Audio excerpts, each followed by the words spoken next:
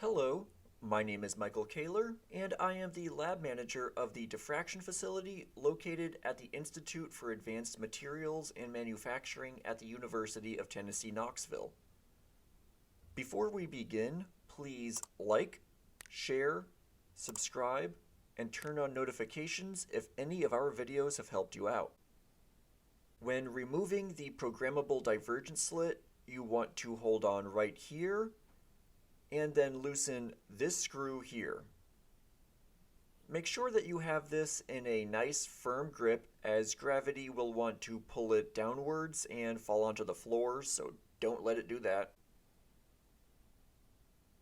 Go ahead and use the blue handle driver to loosen.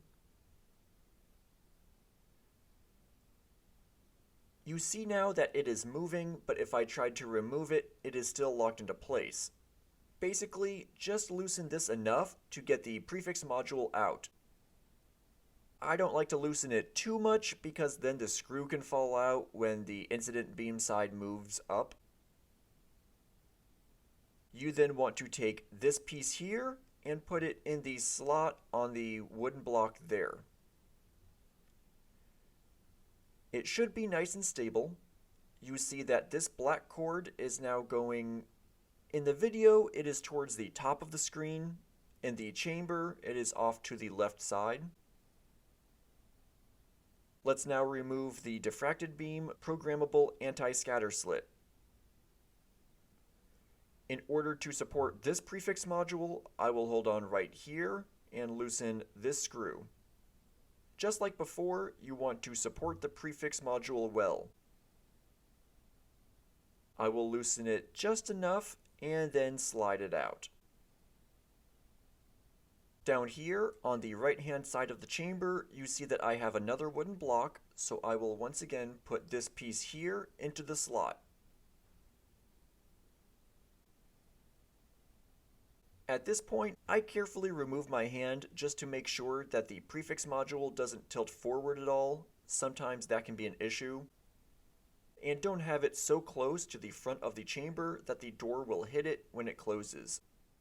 Now, you could close up the doors if you are performing a reinitialization, or you can install whatever prefix modules you want for your experiment. Right now, I'm just going to go ahead and reinstall the prefix modules that I have removed. It's pretty much the same, but there are a couple of differences that I want to point out. I will once again grab it from here, lift it, and place this in this region. You will see that when I do that, I want to try to get this part here to line up pretty well with that part there. It does not have to be perfect though. I will intentionally make it a little off center, and the prefix module moves as the screw tightens, aligning itself as needed. So get close, but don't worry about being perfect. As you saw, I was not forceful to make it as tight as possible. We have this 3 Newton-meter torque driver, and I will use that in order to make sure that the screw is appropriately tight.